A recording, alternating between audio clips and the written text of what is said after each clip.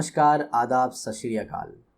उम्मीद करते हैं अच्छे होंगे आपके हाल चाल। मैं हूं आपका होस्ट और दोस्त यश, और आज की इस वीडियो में हम बात करने वाले हैं साइक्लिक स्ट्रक्चर ऑफ ग्लूकोज।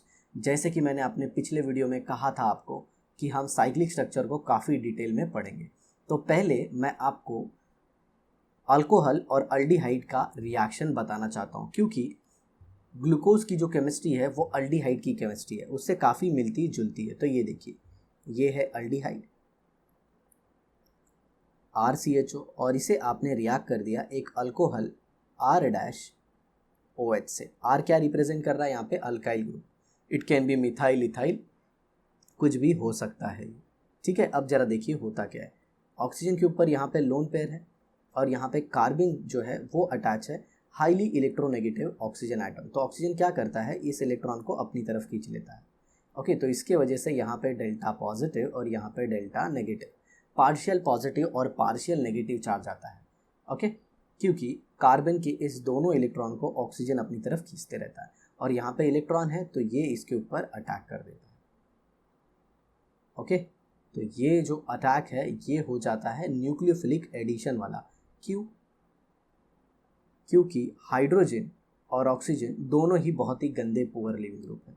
तो सबसे पहले आप लिखेंगे जिसके ऊपर अटैक हुआ, तो ये कार्बन, ये ऑक्सीजन, यहाँ पे ये H और ये R, और O के ऊपर नेगेटिव चार्ज, तो विद अ लोन पेयर के साथ नेगेटिव चार्ज, क्योंकि ये दोनों इलेक्ट्रॉन ऑक्सीजन ने ले लिए।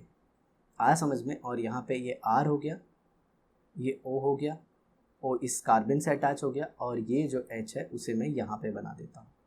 और जैसे कि आप जानते हो यहाँ पे ऑक्सीजन ने अपना एक इलेक्ट्रॉन कार्बन को दिया है, तो ऑक्सीजन के ऊपर आ जाता है पॉजिटिव चार्ज, और ऑक्सीजन है हाईली इलेक्ट्रोनेगेटिव एटम, तो वो जल्दी पॉजिटिव चार्ज रखना नहीं चाहेगा, तो वो इस इलेक्ट्रॉन को ले लेता है। तो अब देखिए हुआ क्या, अब यहाँ से रिलीज होगा H+। तो ये जो H+ है ये O के पास चले जाता है। तो फाइनली होता क्या है, यहाँ पे ये हो गया OR, ये C, ये OH, ये H और ये R' को एक बार फिर से लिख देते हैं। तो ये R' हो गया, ये R' हो गया। अब ज़रा ध्यान से सुनिए, तो ये H कहाँ गया? ये H आ गया ऑक्सीजन के पास। इसे कहते हैं IMPE। क्या कहते हैं? IMPE, intramolecular proton exchange. क्या कहते हैं? Intramolecular proton exchange. मॉलिक्यूल के अंदर ही, इंट्रा मतलब मॉलिक्यूल के अंदर ही, प्रोटॉन मतलब H+ का एक्सचेंज हो गया। अब इसे मैं थोड़ा सा अलग फॉर्मेट में लिख देता हूँ। ये देखिए, C को क्या अटैच है? एक R अटैच है, एक H अटैच है, और फिर एक OR अटैच है और एक OH अटैच है। ये R को हटा देता हूँ मैं, ये देखिए, तो यहाँ पे आ जाएगा OR और यहाँ पे आ जाएगा OH। ठीक है, तो जब एक ही कार्बन को ऐसे R, H, OR और OH अटैच हो तो इसे हम कहते हैं हेमी एसिटल। ओके, और यही H के बदले अगर यहाँ पे R आ जाएगा, कोई भी अल्काइल ग्रुप, चाहे ये R इस R के सेम हो या फिर अलग हो, तो इसे हम नाम दे देंगे फिर उस समय हेमीकीटल। और हेमीकीटल कब आएगा? जब कीटोन रिएक्ट करेगा। यहाँ पे किसने रिएक्ट किया है? अल्डिहाइड ने। आया समझ में? और अगर इसी OH के बदले OR आ गया तो उसे हेमी के बदले एसिटल और कीटल कहेंगे, याद रखिए। ठीक है, मैं एक बार फिर से रिपीट कर देता हूँ। अगर आप इस H को R से रिप्लेस कर देंगे तो ये बन जाएगा हेमीकीटल। और अगर स्टार्टिंग में ही आप कुछ ऐसा ले लेंगे, ये R हो गया, ये C, ये H हो गया, यहाँ पे भी OR और यहाँ पे भी OR, तब इसे हम कहेंगे एसिटल। हेमी शब्द निकल जाएगा। हेमी शब्द किसकी वजह से निकला? OH के बदले यहाँ पे क्या आ गया? OR आ गया। ठीक है, ये R मतलब alkyl group, it can be methyl, ethyl, कुछ भी। ठीक है, और अगर यही RCR होगा और यहाँ पे हो जाएगा OR और यहाँ पे भी OR, तब इसी को आप क्या कहोगे? कीटल। ठीक है, अब मैं इसमें ज़्यादा इंटरेस्टेड नहीं हूँ। जो हमारा इंटरेस्ट है वो है इस अल्डिहाइड में। ये देखिए, ये अल्डिहाइड कैसा था? RC+OH, और इस पर अटैक होने के बाद देखिए ये कैसा बन गया। जो पाई बॉन्ड था वो चला गया, मतलब ये sp2 हाइब्रिडाइज से sp3 बन गया। और एक मज़े की बात जो है, जो इंटरेस्टिंग चीज़ है वो ये है कि इसमें जो ग्रुप अटैच हैं, चारों ग्रुप अलग अलग हैं। मतलब ये क्या हो गया? ये हो गया असिमेट्रिक। क्या हो गया? असिमेट्रिक। तो कहाँ? एक optically inactive compound, optically inactive aldehyde alcohol के साथ रिएक्शन होने के बाद एक हेमी एसिटल बनाता है जो कि होता है ऑप्टिकली एक्टिव। ये सेम चीज़ होगा अपना किसके साथ, ग्लूकोज के साथ। याद रखिए क्योंकि ग्लूकोज में भी टॉप मोस्ट जो कार्बन है वो अल्डिहाइडिक ग्रुप का है, ठीक है। तो ये देखिए, तो अब इसके दो फॉर्म होंगे, आप सब जानते हो। ये असिमेट्रिक कार्बन है तो ये इनांशोमेरिक फॉर्म में रहेगा। ऐसे ही जब ग्लूकोज पे OH का अटैच होगा, जब ग्लूकोज पे OH का अटैक होगा तो भी वो एक हेमी एसिटल बनाएगा, और वो हेमी एसिटल में दो फॉर्म पॉसिबल होंगे। कैसे, यहीं पे हम बगल में देख लेते हैं। तो ये देखिए, ध्यान से देखिएगा, ये C, ये डबल बॉन्ड O, और यहाँ पे ये H, और ये अपनी स्ट्रेट चेन, ये देखिए। और ग्लूकोज में मैंने आपको बताया था, आपको हमेशा याद रखना है कि जो थर्ड कार्बन है उस पर OH लेफ्ट में होगा। फिर से बता देता हूँ, फर्स्ट, सेकेंड और ये थर्ड। सबसे ज़्यादा इंपॉर्टेंट कौन सा है, ये थर्ड कार्बन। थर्ड कार्बन पे OH किधर होगा, लेफ्ट में, और फिफ्थ कार्बन में OH किधर होगा, राइट। तो वो क्या हो जाएगा, डी ग्लूकोज, डी ग्लूकोज। और मैंने आपको बताया ही था कि ये डेक्स्ट्रोरोटेटरी है, तो यहाँ पे आप ऐसे भी लिख सकते हैं। इसको आप कुछ अलग तरीके से भी लिख सकते हैं, कैसे, वो मैं आपको दिखा देता हूँ। तो यहाँ पे आप लिख सकते हैं डी, और ऐसे ब्रैकेट में प्लस ग्लूकोज, ठीक है। तो ये हो गया डी पॉजिटिव ग्लूकोज। डी मतलब जो ये OH है, लोएस्ट असिमेट्रिक कार्बन में राइट साइड है, और पॉजिटिव इसलिए है क्योंकि ये लाइट को क्लॉकवाइज रोटेट करता है। अब जरा देखिए, बाकी के सारे OH राइट साइड में होंगे, ये देखिए। तो इसका रिलेटिव कॉन्फ़िगरेशन डी है। अब जरा देखिए, यहाँ पे जो फिफ्थ पोजीशन वाला है, ओके, C5 कार्बन, ये 1 2 3 4 और ये 5 वाला जो OH है, यही इधर अटैक करता है इंट्रामोलिकुलरली। ये मॉलिक्यूल, ये जो रिएक्शन है ये कौन सा है, intra molecular reaction. What do mean by intra molecular reaction, मतलब मॉलिक्यूल के अंदर ही रिएक्शन हो रहा है। जो अटैकिंग स्पीशीज़ है वो कहीं बाहर से नहीं आ रही है, वो मॉलिक्यूल के अंदर ही है, ओके। अब बहुत सारे आपके दिमाग में डाउट आते होंगे, सर ये 5 वाला ही क्यों रिएक्ट कर रहा है, ये 4 वाला रिएक्ट क्यों नहीं कर सकता, ये क्यों नहीं अटैक कर सकता HCO के ऊपर, और ये 6 वाला क्यों नहीं अटैक कर सकता। तो सब कुछ मैं बताता हूँ, एकदम ध्यान से सुनिएगा। मान लीजिए फिफ्थ वाले OH ने अटैक किया, तो ये देखिए। और सर ये OH अटैक क्यों करता है, आप सबको मैंने अभी बताया कि अल्कोहल और अल्डिहाइड रहते हैं तो वो रिएक्ट करके हेमी एसिटल या फिर हेमी कीटल, जब कीटोन रहता है तो वो हेमी कीटल बनाता है, तो इनका रिएक्शन होगा। और मैंने जो पीछे रिएक्शन बताया, आप याद रखना, ये थर्मोडाइनमिकली इतना फिजिबल नहीं होता, ये रिवर्सिबल टाइप का रिएक्शन है। क्या है, रिवर्सिबल टाइप का रिएक्शन। आई होप आपको समझ में आया होगा। तो ये देखिए, ये C double bond OH, right. अब यहाँ पे ये H है, ये OH है, ये OH H H OH। फिलहाल मैं C5 से अटैक दिखा रहा हूँ। तो मान लीजिए यहाँ पे ये OH में से O ने इसके ऊपर अटैक कर दिया, तो ये ओपन हो जाएगा और ये H हो जाएगा, और H के ऊपर क्या चार्ज आ जाएगा, पॉजिटिव। हालांकि इतना बड़ा बॉन्ड पॉसिबल नहीं है, ये पूरा बेंट होके साइकिल के फॉर्म में आ जाएगा। अब जरा देखिए, ये ऑक्सीजन है, जैसे कि पीछे ही मैंने बताया था, ये H यहाँ से निकल के इस पे चले जाएगा एज अ H+, और फिर फाइनली स्ट्रक्चर कुछ अलग हो जाएगा, जिसे मैं आपको दिखाता हूँ। देखिए यहाँ पे सब कुछ पीछे चला गया, रिवाइंड कर लेते हैं। तो ये हो गया कुछ ऐसा, येलो कलर ही रखते हैं ताकि आपको भी कोई तकलीफ़ ना हो समझने में। तो यहाँ पे ये H हो गया, और ये जो ऑक्सीजन था वो इधर आ गया, और ये इससे अटैच हो गया। ये जो बॉन्ड था यहाँ पे, ये खुल गया, इसके जगह पे अब सिंगल बॉन्ड हो जाएगा, और यहाँ पे आ जाएगा OH, ठीक है। मतलब ये जो H था, ये H ये इस पे चला गया। आया समझ में अब आपको? अब ज़रा अच्छे से समझिए। देखिए, ये कार्बन, अब इसकी कितनी वैलेंसी, 1 2, ये 3 और ये 4, तो हो गया ना ये क्या कायरल। तो ये 2 फॉर्म में एग्जिस्ट होगा। कितने फॉर्म में एग्जिस्ट होगा, 2 फॉर्म में।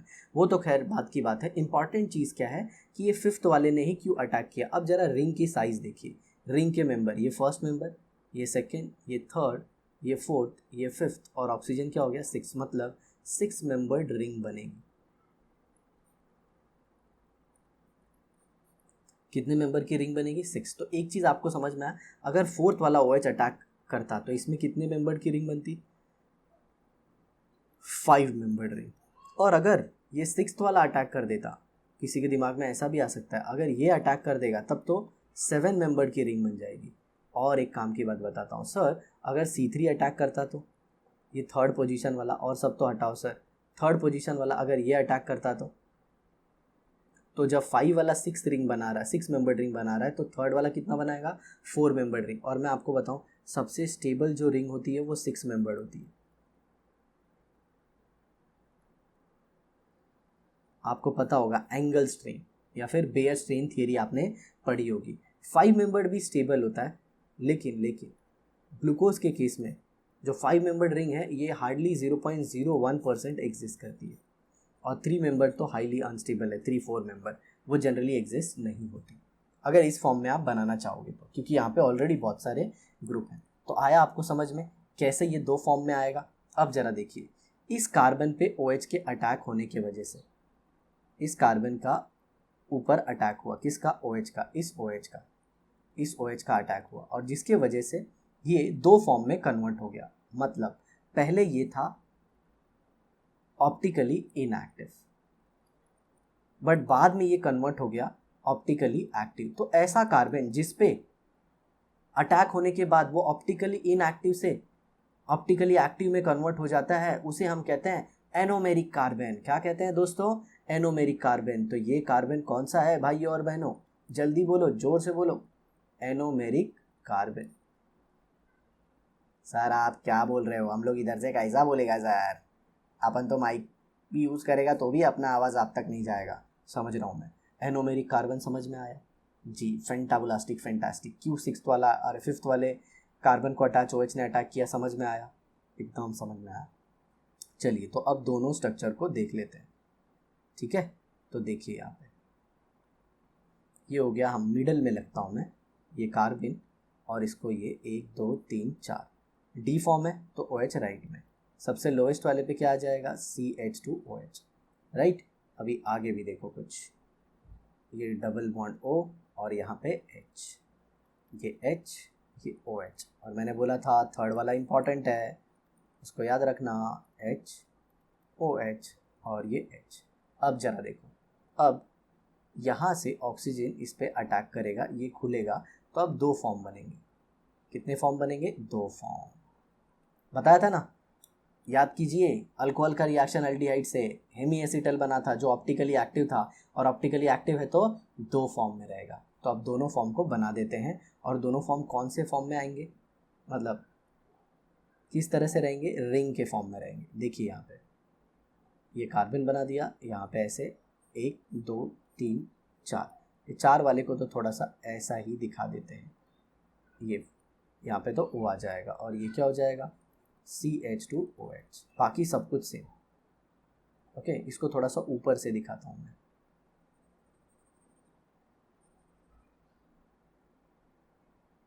ऐसे ऊपर से ऐसे लेके आते हैं ऐसा। अब जरा देखो, ये O खुला है तो इधर एक OH आ जाएगा, और इधर क्या आ जाएगा H।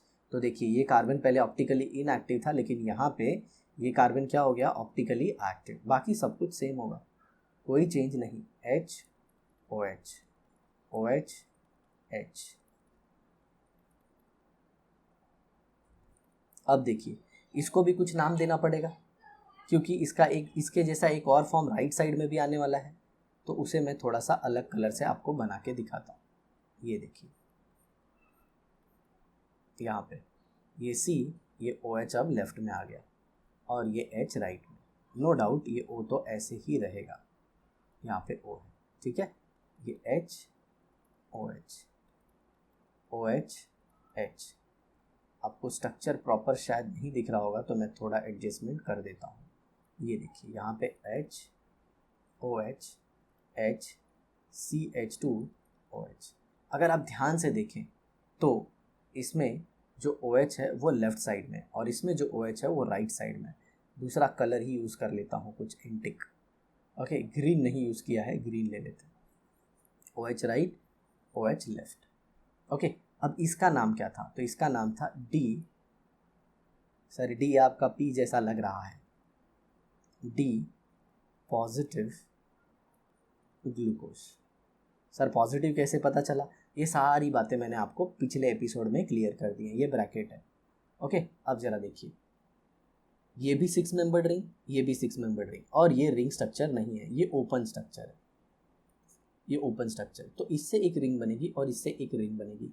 अब जरा देखिए ध्यान से, जिस साइड ओ था, जिस साइड ओ था उसी के साइड ओ आया,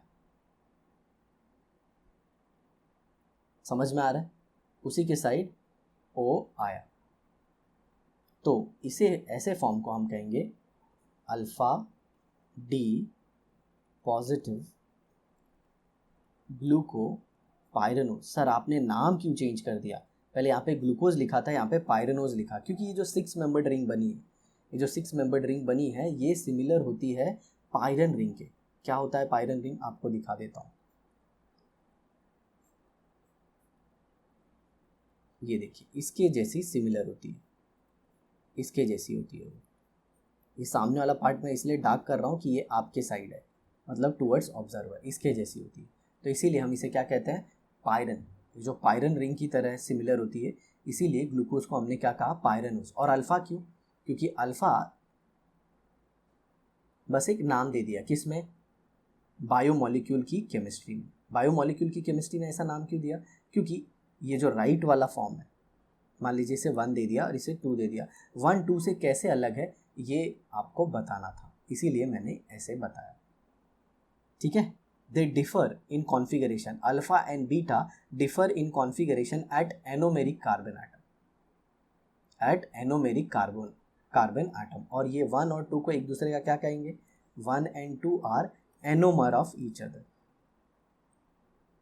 एनोमर ऑफ ईच अदर। मुझे पता है आप लोग पूछोगे कि सर अगर यहाँ पे कोई चेंज हो गया तो, ऐसा कोई अगर फॉर्म आया जिसमें मान लो ये OH लेफ्ट में और ये H राइट में, तो जी हाँ, उसके लिए भी एक नाम है जिसे हम कहते हैं एपीमर।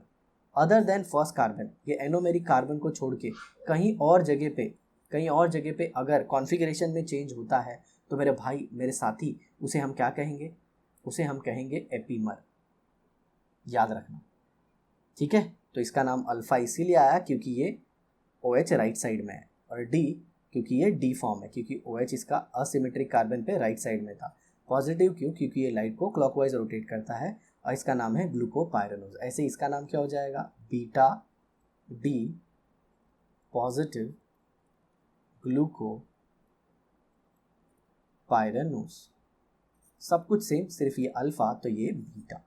अब मैं आपको बताना चाहूँगा कि इस अल्फ़ा और बीटा में बीटा फॉर्म ज़्यादा स्टेबल होता है। अब आप पूछेंगे सर बीटा फॉर्म ज़्यादा स्टेबल क्यों होता है? तो ये पता चलेगा आपको इसके साइक्लिक स्ट्रक्चर से। कैसे? Cyclic structure. अब साइक्लिक स्ट्रक्चर इसका जो है वो बनाने के लिए हमने क्या माना कि हम बना देते हैं, ये जो आप स्ट्रक्चर देख रहे हो जो ग्लूकोपाइरेनोज का है अल्फ़ा डी, अगर इसको आप प्लेन ऑफ पेपर पे बनाते हो, ओके, तो ये प्लेन ऑफ पेपर पे क्या एकदम परपेंडिकुलर है, मतलब ऐसे फ्लैट उसके ऊपर आ जाता है। तो इससे है ना, हमें इसकी स्टीरियो केमिस्ट्री इतने अच्छे से समझ में नहीं आती है, तो इसकी स्टीरियो केमिस्ट्री को समझने के लिए हॉवर्थ नाम के साइंटिस्ट ने इसका स्ट्रक्चर दिया। ये जो मैंने वर्टिकल और हॉरिजॉन्टल से स्ट्रक्चर बनाया, इसे हम कहते हैं फिशर प्रोजेक्शन फॉर्मूला। क्या कहते हैं? Fischer projection formula. अब इससे हॉवर्थ प्रोजेक्शन फार्मूला कैसे बनाएंगे ये मैं आपको बताता हूँ, ठीक है? तो ये देखिए, मैं पहले अल्फ़ा डी का बनाता हूँ। तो पहले हम सेंटर में क्या ले लेंगे? सिर्फ अल्फ़ा डी को, बाकी सबको आप भूल जाइए। ये अल्फ़ा डी आ गया, ठीक है? अब इसी के बगल में मैं ये 5 मेंबर्ड रिंग बनाता हूँ, ये देखिए, सॉरी 6 मेंबर्ड रिंग, ये देखिए। तो इसे हम क्या कहेंगे? Howarth projection formula. मैं वापस लिख देता हूँ, और जो डार्क करना है वो किसे करना है वो भी आपको बता देता हूँ। इसे डार्क करना है, we have to keep this one as an darker, क्योंकि ये टूवर्ड्स द ऑब्जर्वर है। ऐसे मान लीजिए ये रिंग प्लेन ऑफ पेपर है, ओके, और ऊपर वाले को हम लोग क्या बोलेंगे?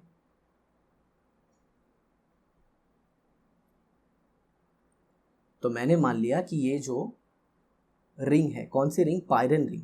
जी हाँ, ये जो रिप्रेजेंटेशन है ये है हावर्थ प्रोजेक्शन फार्मूला। इसको क्या बोलते हैं? Haworth projection formula. और इस पे ऐसे सब पे ये क्या गजब हुई गवा, इतना डार्क कहाँ से आ गया? ओके, लगता है पेन ही लीक हो गई। अब इसमें एक ऐसे वर्टिकल आएगा ऐसे, तो ऐसा मान लीजिए, ये मान लीजिए प्लेन ऑफ पेपर में, ये पूरी जो रिंग है ये प्लेन ऑफ पेपर में है। ओके, ऐसे, और उसका ये वाला पोर्शन अबव द प्लेन है और एक बिलो द प्लेन है। मतलब ये जो ऊपर देख रहे हो ये पेपर के ऊपर, मैं आपको थोड़े से अलग कलर से, ये पेपर के ऊपर है सब, ये देखिए ये पेपर के सब ऊपर है, और ये नीचे वाले जो है वो क्या है? पेपर के नीचे। तो जो पेपर के ऊपर वाला पार्ट है, ये जो ऊपर वाला पार्ट है इसको अपन बोलेंगे बीटा, और जो नीचे आएगा इसको बोलेंगे अल्फ़ा। ऐसा टेक्स्ट बुक के हिसाब से मैं आपको बता रहा हूँ, बाकी ऐसे बीटा अल्फ़ा का आपको टेंशन लेने की ज़रूरत नहीं है। मैं हूँ ना, सब कुछ आपको समझा दूंगा।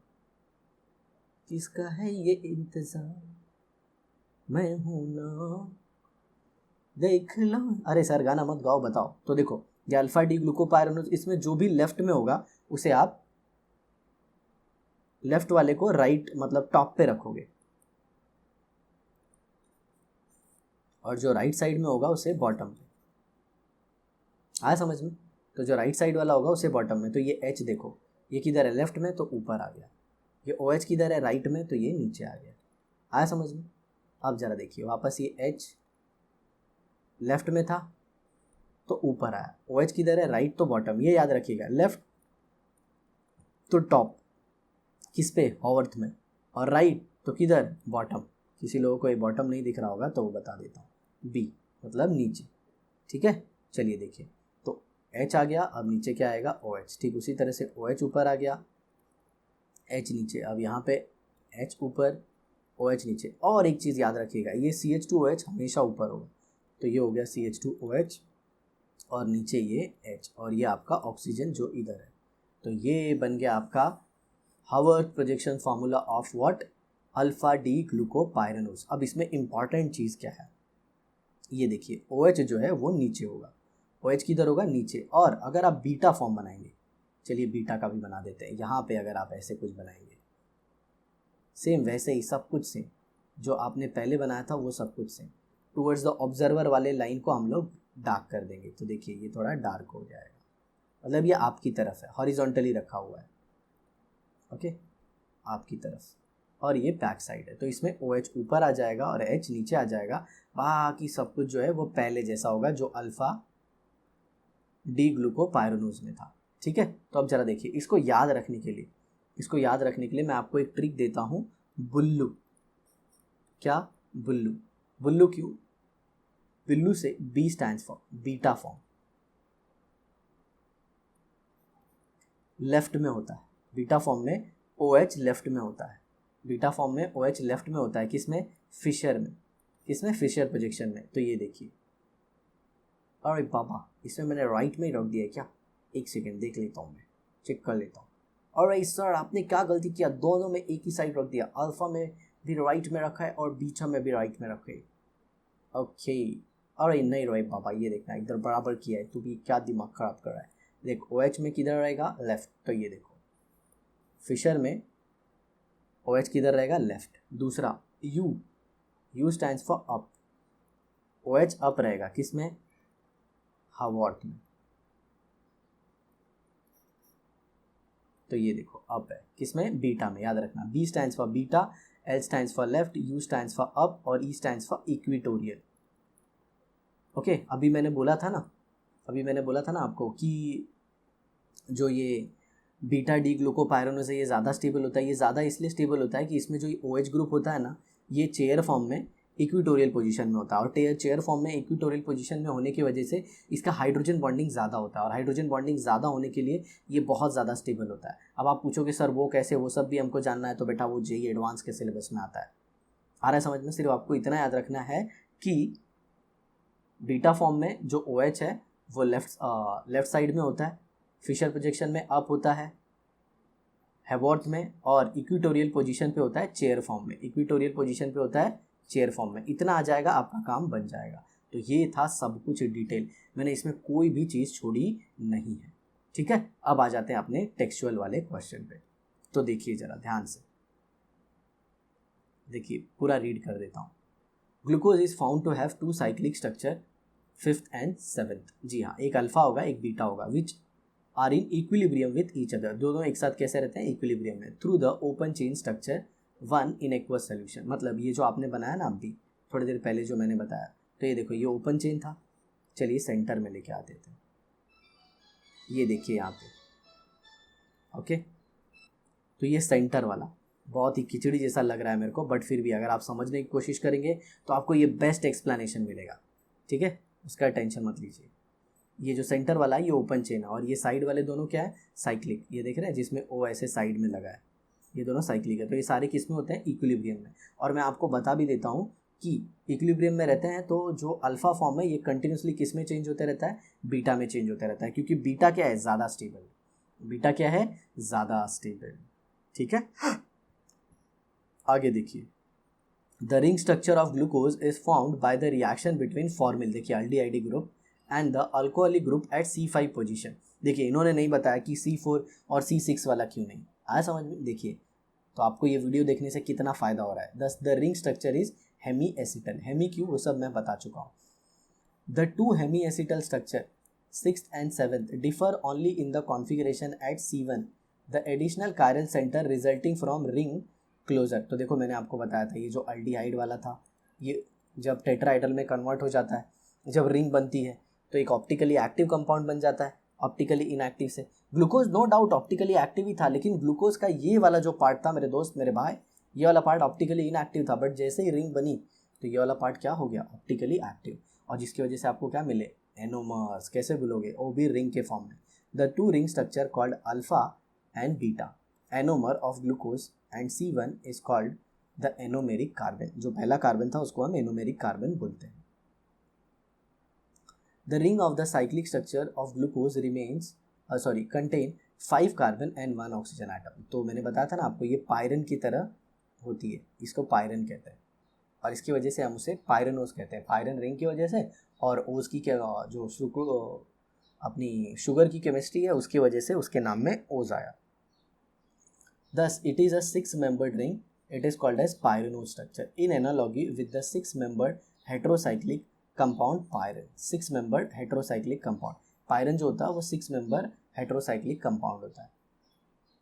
Okay, hetero मतलब अलग अलग atom other than carbon. Hence, glucose is also glucopyranose.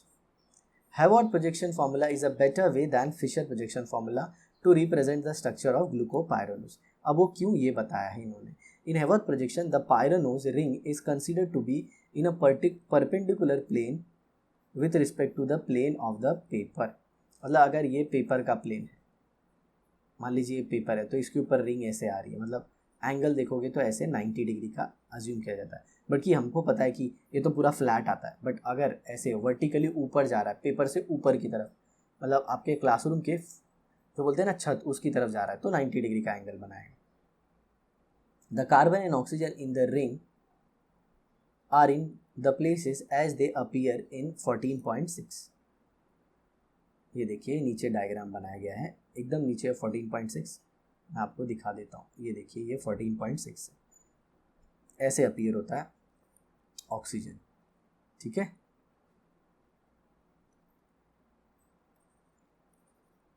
थोड़ा सा ऊपर का वापस देख लेते हैं।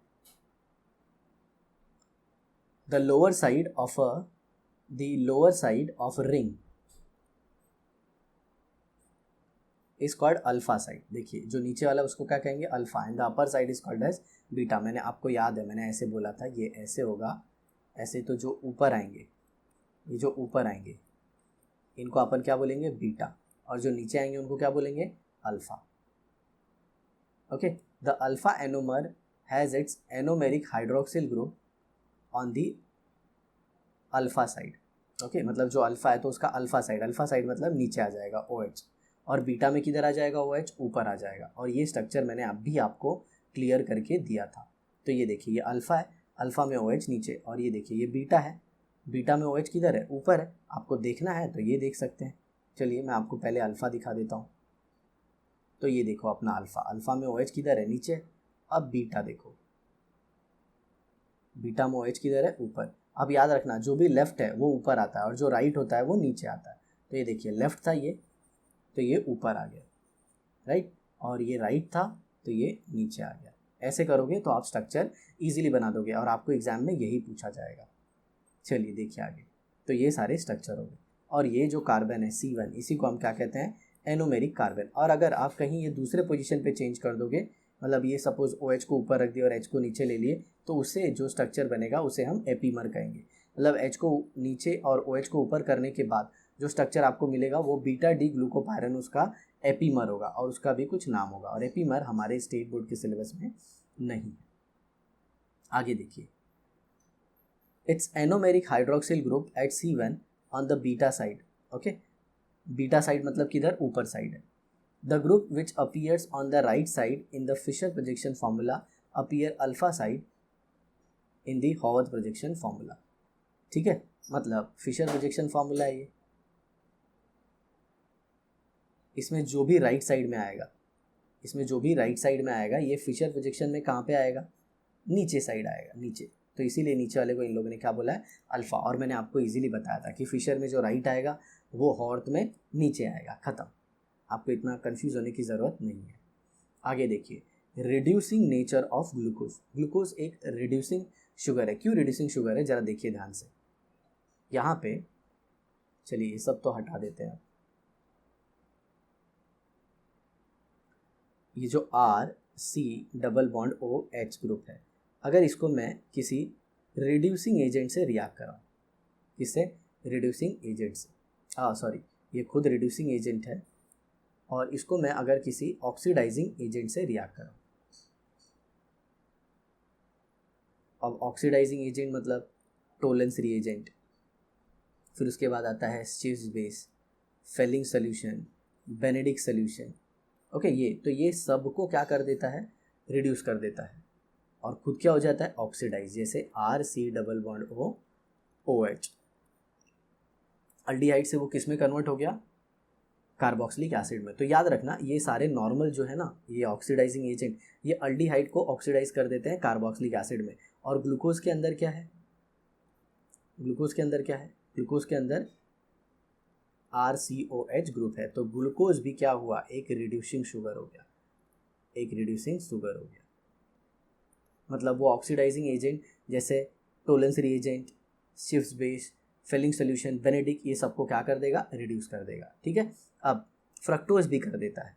कौन कर देता है, फ्रक्टोज। अब सब लोग बोलते हैं सर फ्रक्टोज में तो कीटोनिक ग्रुप होता है, और कीटोनिक ग्रुप जल्दी से ऑक्सीडाइज नहीं होता, उसके लिए तो हीट लगता है, और कॉन्सेंट्रेटेड नाइट्रिक एसिड, सिर्फ कॉन्सेंट्रेटेड नाइट्रिक एसिड भी काम नहीं करता, उसके लिए तो हाई टेम्परेचर लगता है। तो फिर ये कैसे होगा, तो देखिए अगर मैं कीटोन की बात करूँ तो कीटोन के अंदर ऐसा पर्टिकुलर ग्रुप होता है OHH, ऐसे मान लीजिए। तो कीटोन में टॉटोमराइज कर दीजिए, तो यहाँ से O आ गया ऐसे।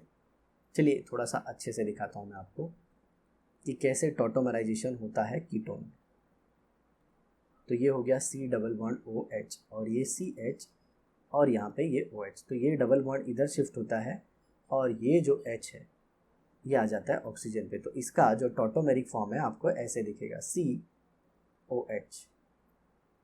ओके, और यहाँ पे डबल बॉन्ड COH। आ समझ में। चलिए अब इधर एक और H ले लेता हूँ, ऐसे ही दिखा देता हूँ मैं आपको। अब इधर देखो, इधर और एक H है। अब ज़रा देखो, ये ऐसे भी फॉर्म में कन्वर्ट हो सकता है, ये बॉन्ड इधर आ जाए और ये हाइड्रोजन इधर शिफ्ट हो जाए। तो अब ज़रा देखो नेक्स्ट आपको क्या मिलेगा, यहाँ पे आ गया C, ये आ गया OH, यहाँ पे सिंगल बॉन्ड, ये डबल बॉन्ड O, यहाँ पे H और ये H। तो देखिए उसके अंदर भी कुछ समय के लिए टेम्परली कुछ लोगों को दिख नहीं रहा होगा, तो मैं ज़रा सा पेज को नीचे कर देता हूँ। तो ये देखिए थोड़ा सा ऐसे, ठीक है। तो ये कौन सा फॉर्म आ गया, टेम्पररी बेसिस पे अल्डिहाइड आ गया। मतलब कीटोन का भी टॉटोमरिज्म होता है, और टॉटोमराइज होने के बाद उसके अंदर अल्डिहाइडिक ग्रुप होता है, तो उसे भी ये सारे जो ऑक्सीडाइजिंग एजेंट हैं ये ऑक्सीडाइज करते हैं। ठीक है, इसलिए ग्लूकोज और फ्रक्टोज को हम लोग क्या कहते हैं, रिड्यूसिंग शुगर, क्योंकि उनके अंदर जो अल्डिहाइड और कीटोन ग्रुप है वो सामने वाले को क्या कर देते हैं, रिड्यूस, और खुद क्या हो जाते हैं, ऑक्सीडाइज। आगे देखिए, hemiacetal group of glucopyranose structure is a potential aldehyde group. It imparts reducing property to glucose. Thus, glucose gives positive tolerance test and positive filling test. Okay ये सारे स्ट्रक्चर जो आप देख रहे हो ना, ये सब हम देख चुके हैं. ओके ये शायद फ्रक्टोज का था, तो ये अभी बाकी है. ओके अब इधर देखिए, रिप्रेजेंटेशन ऑफ फ्रक्टोज स्ट्रक्चर. तो फ्रक्टोज का स्ट्रक्चर और उससे रिलेटेड जो भी डाइसेकेराइड के स्ट्रक्चर है, ये तो ग्लूकोज आपको पता है मोनोसेकेराइड है, तो डाइसेकेराइड और उसके आगे फ्रक्टोज, मतलब फ्रक्टोज पहले हम सीखेंगे और उसके बाद डाइसेकेराइड सीखेंगे अपने नेक्स्ट क्लास में. ठीक है, तो आई होप आपको वीडियो बहुत पसंद आई होगी. तो इसी तरह सीखते रहिए, हमारी वीडियो को शेयर कीजिए और अपने माता पिता का नाम रोशन कीजिए. ठीक है, तो मिलते हैं एक और वीडियो के साथ नेक्स्ट एपिसोड में. Thanks a lot, bye bye.